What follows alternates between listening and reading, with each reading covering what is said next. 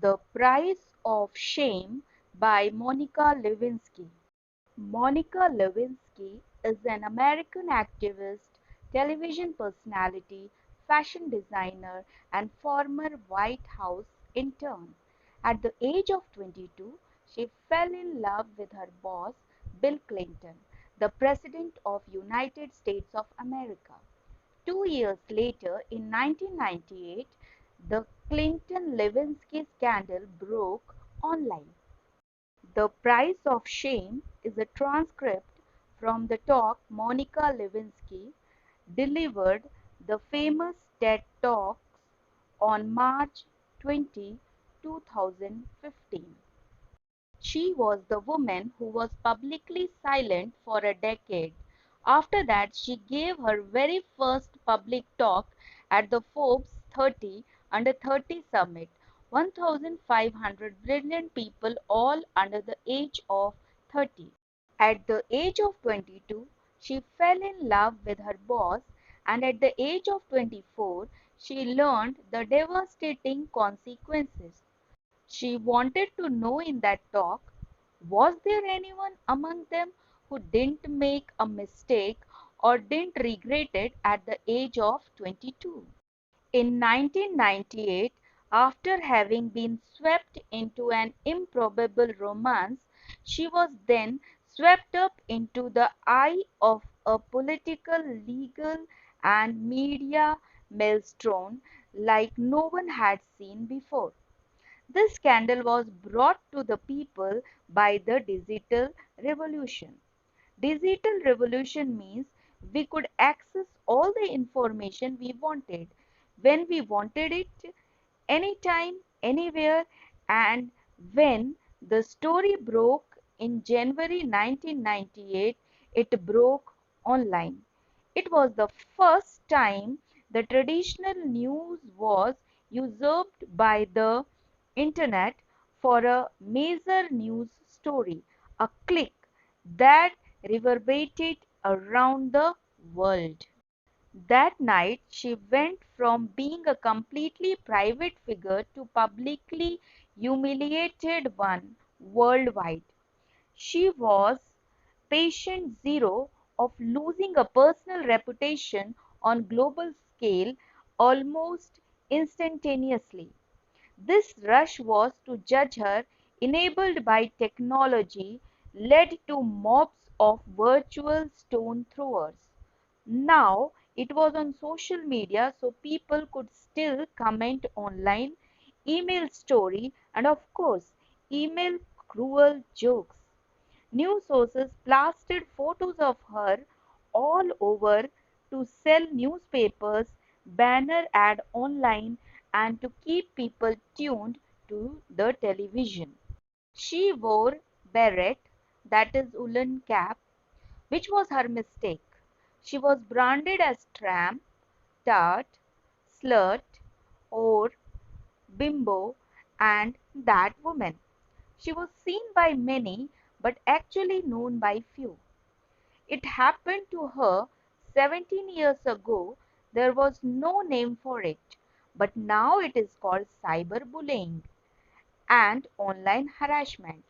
She was sharing her experience with others, which helped her to shape her cultural observation, and she hoped that her past experience can lead to a change that will result in less suffering for others. In 1998, she lost her reputation and dignity. She lost almost everything and she lost her life. This was not something happened at that time, but it still happens. The stealing of people's private words, actions, conversations, or photos, and then making them public, public without consent, public without context, and public without compassion. In September 2010, she was talking to her mom about the news of a young college freshman from Rutgers University named Taylor Clementi.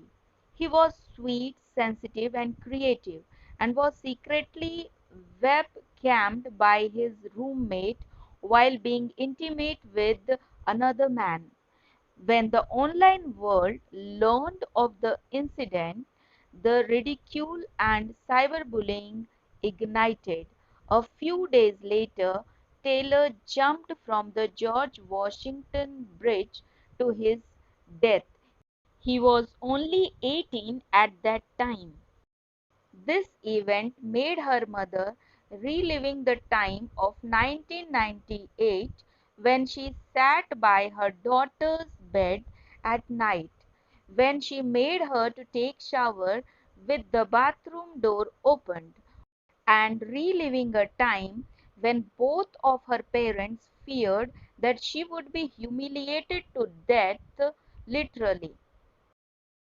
Today, too many parents haven't had the chance to step in and rescue their loved one.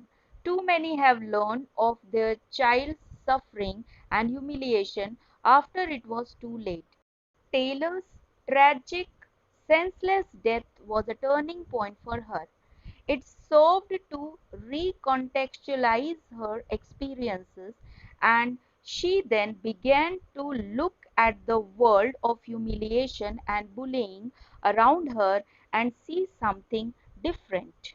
Internet has connected people in unimaginable ways, joining lost siblings, saving lives, launching revolutions, but the darkness, cyberbullying and slut-shaming that she experienced had mushroomed.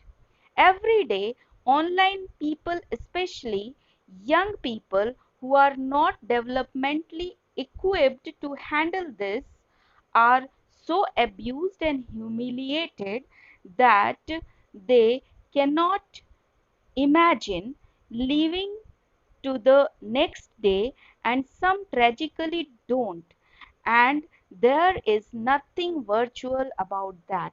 Childline, a UK non-profit that focused on helping young people on various issues, released statistics from 2012 to 2013. There was 87% increase in calls and emails related to cyberbullying. A meta-analysis done out of the Netherlands showed that for the first time, cyberbullying was leading to suicidal ideations than offline bullying. Earlier, the echo of embarrassment used to extend only to family, village, school, or community, but now online community is also added. Millions of people, often anonymously, can stab anyone with their words that lead to a lot of pain. There is a very personal price to public humiliation, and the growth of the internet has jacked up that price. In this talk, she said that for nearly 2 decades now, we have slowly been sowing the seeds of shame and public humiliation in our cultural soil, both on the offline gossip website, paparazzi, reality program, politics, news outlets, and sometimes hackers, all traffic in shame. I have led to desensitization and a permissive environment online which lends itself to trolling, invasion of privacy, and cyberbullying. This shift has created what Professor Nicholas Mills calls a culture of humiliation. Consider a few prominent examples just from the past 6 months alone. Snapchat, the service which is used mainly by younger generation and claims that its messages only have the lifespan of a few seconds. A third-party app which Snapchatter used to preserve the lifespan of the messages was hacked, and 1 lakh personal conversations, photos, and videos were leaked online to now have a lifespan of forever. Jennifer Lawrence and several other actors had their iCloud accounts hacked, and private, intimate, nude photos were plastered across the internet without their permission.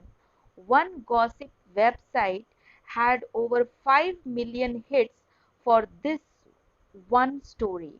Sony Pictures received the most attention in the form of private emails that had maximum public embarrassment value.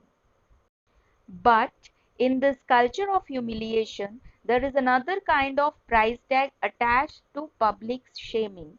The price does not measure the cost of the victim that Taylor and too many other notably women, minorities, and members of the LGBTQ community have paid price, but the profit of those who prey on them. This invasion of others in a raw material, efficiently and ruthlessly mined, packaged, and sold at a profit. The marketplace has emerged where public humiliation is a commodity and shame is an industry. How is the money made? Clicks. The more shame, the more clicks. The more clicks, the more advertising dollars. We are in a dangerous cycle. The more we click on this kind of gossip, the more numb we get to the human lives behind it. And the more numb we get, the more we click. All the while, someone is making money off the back of someone else's suffering. The more we saturate our culture with public shaming, the more accepted it is. The more we will see behavior like cyberbullying, trolling, some form of hacking, and online harassment. This is because they all have humiliation at their core. This behavior is a symptom of a culture we have created. The price of shame is dollars falling into the hands of traders of shame, while the shame victim die a thousand deaths in their hearts, in the eyes of their family, friends, acquaintances, and the online community scattered across the globe. In several cases, shame stabs them over and over again that they choose to disappear from the earth. Monica Lewinsky today stands in the shame market to shame the shame traders and to pull out their victims with her hands that gained strength after going through a period of inner healing. This brave lady has risen from the mountain ashes of condemnation and dares to hold her head high because she has fought her battle and won freedom from humiliation and embarrassment. Lewinsky is a lesson to learn from, a fountain of inspiration to drink from. Anyone who is suffering from shame and public humiliation needs to know that one can survive it. It may not be painless, quick, or easy, but one can insist on a different ending to one's story. Have compassion for yourself. We all deserve compassion and to live both online and off in a more compassionate world.